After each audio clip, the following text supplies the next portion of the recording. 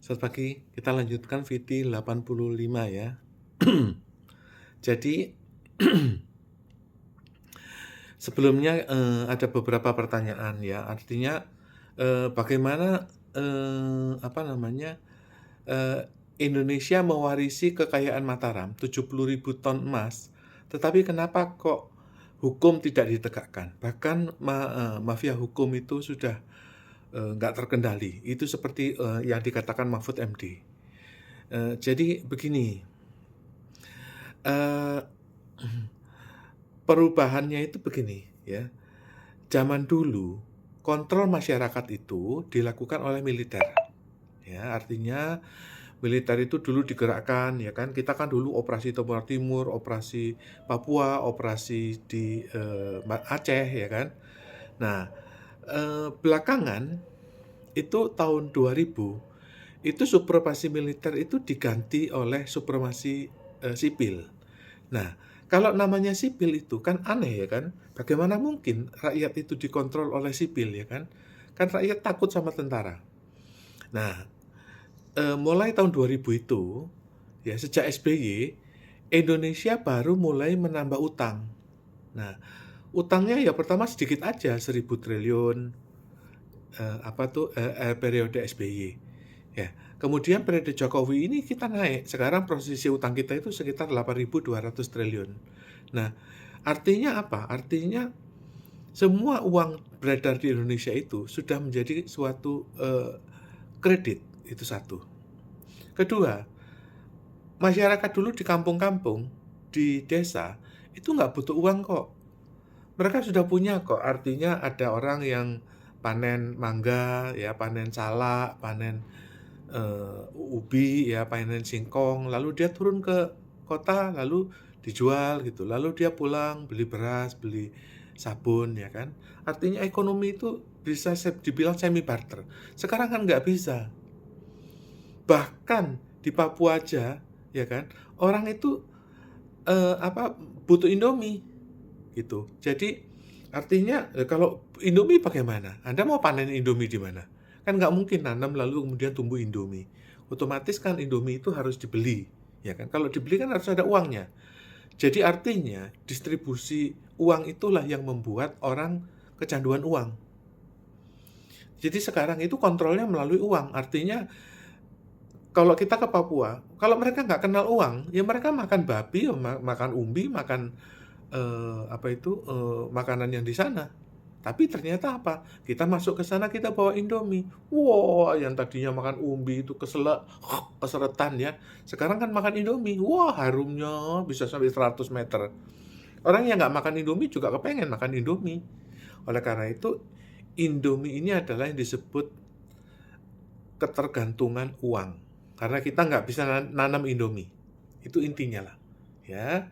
Nah, Pak, sekarang bagaimana Indonesia itu ruwet, ya kan? Rusak semua hukumnya. Enggak. Coba kamu perhatikan ya. Tahun lalu itu yang nyalon capres siapa? Erick Thohir, Sandiaga Uno. Erick Thohir menjadi cawapresnya Prabowo, Sandiaga Uno menjadi cawapresnya Ganjar, ya kan? Rontok semua batal. Ya, kemudian juga bulan Agustus itu tahun 2023 ya, Luhut itu dipanggil oleh Menteri Keuangan Janet Yellen. Pulang dari sana langsung ad interim 20 Agustus 2023. Duh, kalau kita pikir, kenapa kok Pilpres ini nggak ada uh, Erik, nggak ada Sandiaga Uno, nggak ada Luhut, nggak ada. Pilpres ini nggak ada. Ketiga-tiganya itu sudah di take down. Lalu bagaimana caranya take down mereka, Pak? Bukannya mereka tuh menteri superpower. Dulu Erick Thohir itu adalah the new kid on the block ya. Itu seolah-olah udah jadi favorit ya. Kemana-mana Jokowi itu, kalau Jokowi, Prabowo, Erick Thohir. Gitu loh. Jadi kemana-mana yang bangun Erick Thohir. Ya kan, contohnya itu Mandalika, ya kan, Erick Thohir. Juga mau kemana-mana yang disuruh ya BUMN. Ya kan. Dulu ada meeting pertandingan Asian Games di Jakarta juga siapa yang menyulap? Ya kan, yang menyulap Pak Basuki, tapi kan duitnya dari BUMN. Artinya Sampai kemudian ternyata sekarang Waskita Karya itu udah bangkrut, ya, nggak mampu lagi, utangnya udah 90 triliun lebih. Nah, itu adalah perbaikan yang dilakukan di Indonesia. Nah, kenapa kok nepotisme nggak bisa dihapuskan, korupsi nggak bisa dihapuskan? Begini, Pak, ya, kita nggak bisa menyuruh katakanlah ini si A, ya kan, si A, ini si A. Oke, ya, kamu sekarang pemimpin Indonesia, kamu jadi presiden, lalu kamu bersihin semuanya itu korupsi. Yang ngapain? Ya kan? Jadi kalau misalnya ada orang ditunjuk jadi presiden, dia mau membersihkan, itu harus dari luar, Pak. Kalau nggak dari luar, dari mana? Apa dari otaknya, dari hidungnya, dari matanya, dari mulutnya, yang membuat dia itu sadar jadi bersih? Ya dari luar, Pak. Gitu loh. Oleh karena itu, mulai tanggal 8 April 2024, itu Presiden Jokowi meratifikasi Satgas FATF, Financial Action Task Force. Artinya apa? Artinya kalau dulu, ya, presiden itu menjabat diangkat oleh mandataris MPR. Lalu tanggung jawabnya kemana? Dia sidang umum, dia sidang pidato pertanggungjawaban presiden. Kalau sudah diterima, ya diterima. Kecuali kalau Habibie nggak diterima, ya udah kamu leren. Nah itu dulu. Kalau sekarang enggak kan? Sekarang kan nggak ada lagi pidato pertanggungjawaban presiden. Nggak ada. Coba kita perhatikan. Perdana Menteri Najib, ya, itu turun langsung dipenjara 18 tahun.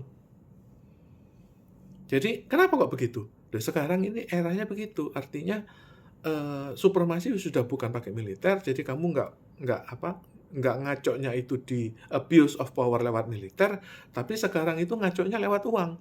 Jadi sehingga semua presiden, semua perdana menteri ya korup. Ya korupsinya itu yang dituntut sekarang. Jadi artinya nggak ada lagi kalau kamu dulu presiden habis sidang umum lalu kemudian kamu mempertanggungjawabkan presiden lalu presiden nggak pernah di BAP gitu. Itu kan dulu. Sejak 8 April tahun 2024, setiap orang yang melakukan money laundering itu bisa dibekukan. Ya nggak peduli kalau misalnya bagi organisasi internasional nih ya kan, katakan organisasinya di Washington gitu. Lalu dia ada nama muncul gitu. Misalnya muncul namanya Erick Thohir. Dia juga nggak tahu Erick itu siapa, anaknya siapa, ponakan siapa. Ya Erick Thohir disuruh dibekukan, ya dibekukan, bekukan. Itu yang terjadi tahun 2023. Bulan Mei 2023, itu ada 5 perusahaan yang dibekukan. Ya makanya kenapa Erick Thohir nggak jadi nyalon. Ya kan, duitnya nggak ada. Artinya dia punya duit BUMN ya, tapi kan itu kan bahaya kalau pakai duit BUMN itu, mundur semua. Jadi sehingga kenapa nggak pakai dana BUMN? Tadinya kan Pilpres itu menggunakan dana BUMN, nggak jadi. Kenapa? Lah buat apa kita makin korup, sedangkan harta pribadinya dibekukan? Makanya walaupun Luhut Panjaitan pun mundur.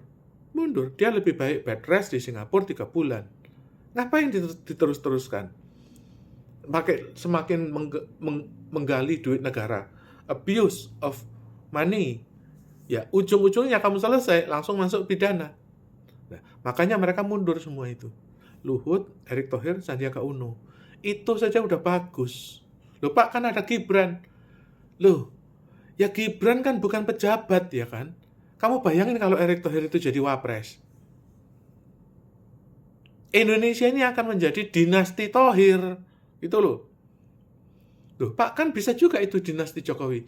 Loh, Jokowi itu beda dengan Erick Thohir. Erick Thohir itu hartanya itu 200 triliun lebih. Gitu loh. Kalau Jokowi itu nggak sampai 200 miliar. Gitu loh. Jadi artinya, kita ngomong, abuse of money-nya itu, skalanya itu kalau yang satu itu gajah lah. Kalau Jokowi kan segini gitu loh. Ini kan hartanya 200 triliun, yang ini kan 200 miliar, Pak. Ya kan mendingan gitu loh. Nah sekarang bagaimana? Apakah kamu mau gimana? Kamu mau korupsinya Erick Thohir, Sandiaga Uno, Luhut Panjaitan, atau korupsinya Gibran? Gitu loh. Kalau Gibran kan anyaran, ya jangan sampai 5 tahun nanti dia pinter jadi koruptor. Ya nggak usah lah. Sekarang aja kita akan perhatikan.